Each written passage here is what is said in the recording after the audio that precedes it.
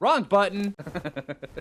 Hey, how's it going, everybody? Did you know that there are some hidden or underused abilities in a bunch of the dinosaurs that we typically get early game? Well, today let's cover them. I'm Phlinger, and let's jump right into this.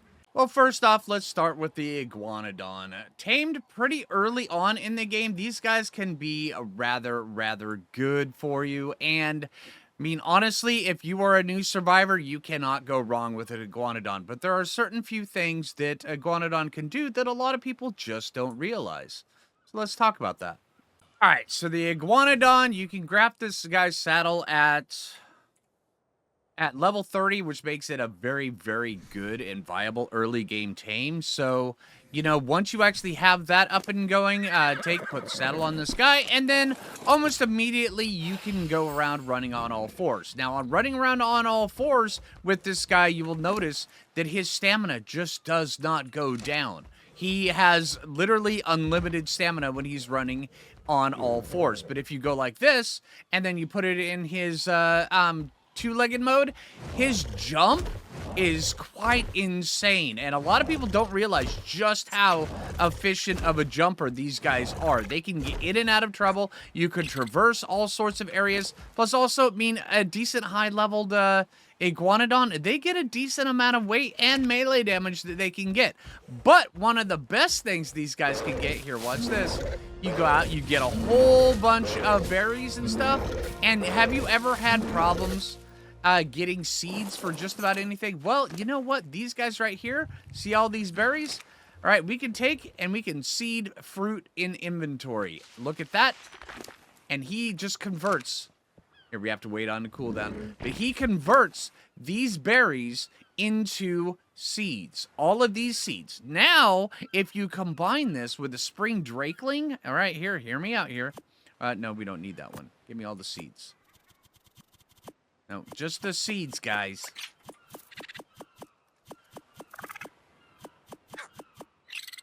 All right, we combine this with the spring drakeling.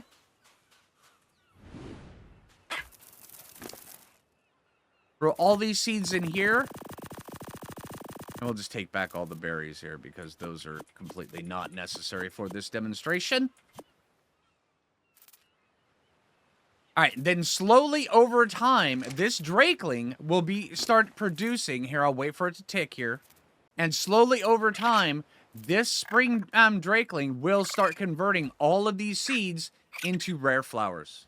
Just slowly. Yeah, it's absolutely amazing that you can get literally between this combination right here an unlimited source of rare flowers for your beehives, for whatever you need, for making things angry at you whenever. So you no longer, as long as you have these tames, you no longer need to go out and hunt down a bunch of rare flowers. Just throw a bunch of, well, get a bunch of berries with your Iguanodon, throw a bunch of seeds onto a spring drakeling, and just leave it. Come back to it after you're done playing. Bam! Your bees have got endless rare flowers.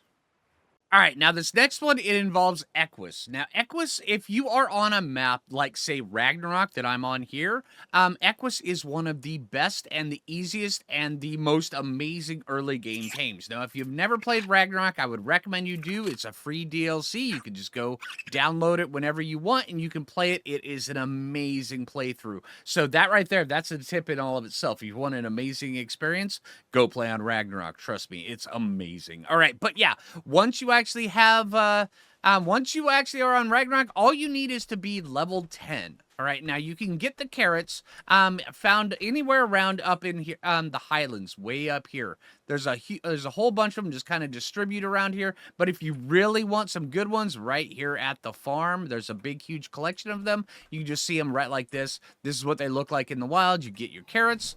Go grab a bunch like that, and then once you have a bunch of these, you can go out and you can tame yourself a Equus. But like I said, you have to be level 10 to be able to tame an Equus. Now, once you actually have an Equus at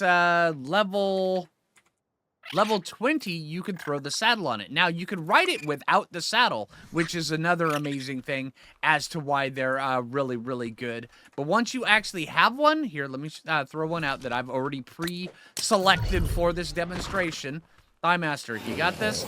All right, so once you actually have a Equus, not only are they just being they're amazingly fast, and you can, once you have a saddle with it, you can craft things in their inventory. It works like a mortar and pestle, but also you can also craft lassos inside of their inventory as well. Now, this is the only place in the game where you can actually craft lassos. And also, the only place in the game where you can actually use lassos is on the back of an Equus.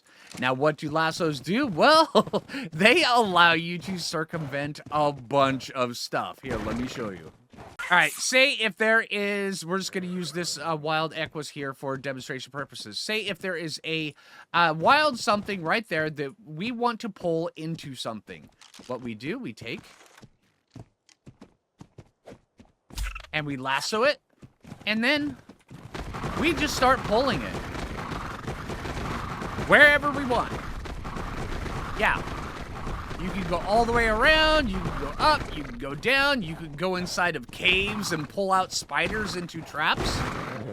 Yeah, it's very, very, very effective. Apparently, I made this guy start skiing. All right, yeah, no, you're good, dude. All right, so, yeah, once you actually have lassos and you have, I mean, I would recommend that you go and you practice with lassos just so where you can kind of get it down. But see, this horse hasn't even aggroed on us yet. So we could take him, we could drag him someplace safe, and then we could just tame it. Yeah, no problems whatsoever. Yeah, and then once you do, I'll use right click and you get rid of that. And see, he's still unaggroed. Completely. We could go, we could grab our carrots, and then we could just go tame that guy. Amazing. Lassos, wicked, wicked cool. All right, and another amazing use for the Equus. Not only do they have a regular bite attack that can gather a ton of berries, they also, well, here, combined with a bola, well, you don't even need a bola for this, but if you want them to sit still, a bola is amazing. Here, just, yeah.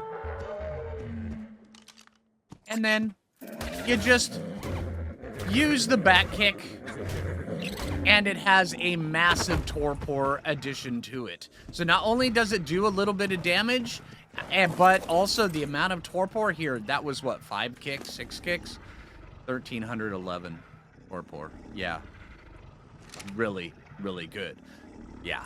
Equus, if you can get one of these early game, these guys are absolutely one of the best early game tames you can get. But there is a caveat with that, and there's a very strong caveat with that. Sorry, I was clipped into my Equus. Sorry about that. Yeah, there is a very big caveat with that. Equus on certain maps are extremely hard to find early game. On maps like Aberration, maps like Ragnarok, certain parts of Valgaro, they're extremely easy to get, and you can get them very early game. But, yeah, so on those maps, you can get them on ones like the Island, Scorched Earth, yeah, it's really hard to come by, unless, of course, you luck out with the unicorn, and then that's just straight up luck. So, yeah, which brings us into our next one. Parasaurs. I'm so glad I knocked you out. I'm so glad I kicked you in the face with my horse. Because we're going to be talking about you next. Oh, also, one of the things I'm not sure if I covered. Yeah, their saddle is also a mortar and pestle. Amazing. Absolutely amazing. All right, Parasaurs. So, not only do Parasaurs... Parasaurs are like the epitome of early game tame. They're absolutely amazing. But they also have a couple different special abilities that a lot of people just don't use. But then again, I mean... they're very, very good at locating dangerous early game. And I would recommend, if you are on the island where things can get very dangerous very quickly, get a Parasaur. Trust me. All right.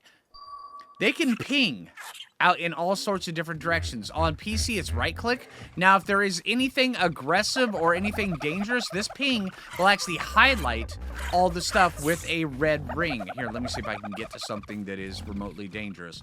I don't know what's going on. Normally, this place has got at least a couple things to ping. Okay, just like this right here. So when you send out a ping, it will be highlighted like that. Now, I believe this one is probably a fish or something, but yeah. Anything that is dangerous will be highlighted with that red ring. Where did I leave my horse? There's my horse. Okay. Also, another thing that these guys can do by pressing the C attack or the whichever is your crouch button while you're on it. Once every 2 minutes, you can send out that little bellow that'll scare things away from you. So that is like a very big last-ditch effort to get things completely scared and get them running away from you. It's pretty good. All right. But one of the only downsides with a Parasaur is they can't jump. Yeah, they are not jumpers, which is unfortunate, which definitely makes upgrading to an Iguanadon, yeah, pretty good. Pretty good. All right, so now for this next demonstration, another thing that these guys can absolutely do is if you have yourself, say, an Argent and just hanging out in your pocket, which I would recommend you do. I mean, granted, this isn't more of an early game thing. It's more of a level 62 plus thing.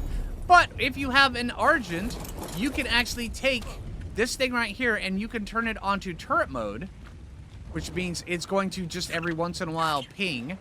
And then if it encounters anything bad, you can do that.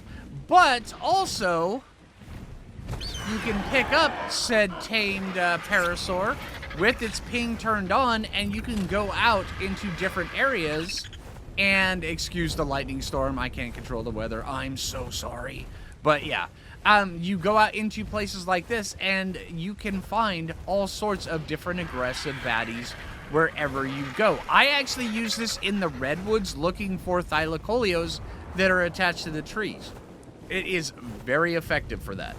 I mean, very effective for that. I mean, you can use, say, like a gene scanner, but gene scanners, they have level limits, which is unfortunate here. Yeah, see, they have a level limit, which is backed by, yeah, see right here, max level 115. So if there's anything 120 or higher, we're not going to be able to track it, which is most unfortunate. But that's based on our level. So right now my level is 92, so 115 is it. When you get up a higher level, it'll actually, it'll actually increase that a little bit. But yeah, you have to get up to like level 130 before you can actually start doing, yeah, there we go. Hey, we pinged. Where are we pinging? What's the bad thing? Oh, an Oviraptor. Okay. It'll also pick up Oviraptors as well. See, right there. It's pinging that Oviraptor. Because Oviraptors will actually come into your base and steal your eggs. So, yeah. All right. But, yeah, this is a very, very efficient and effective way of actually finding all sorts of different things. It's great. All right, so anyway, I think that's probably going to do it. So did you know all of these ones, or are some of them new? Let me know in the comments down below, and let me know which other dinos you want me to cover in the future, because I plan on doing a whole bunch, talking about all the different things that a lot of different abilities that people just don't commonly use, or they just didn't know existed. So hey, if this video helped you out, or if you just enjoyed this video, make sure you click that like button. I really appreciate it. If you're new around here, subscribe. And until next time, this is Phlinger, and take it easy, everybody.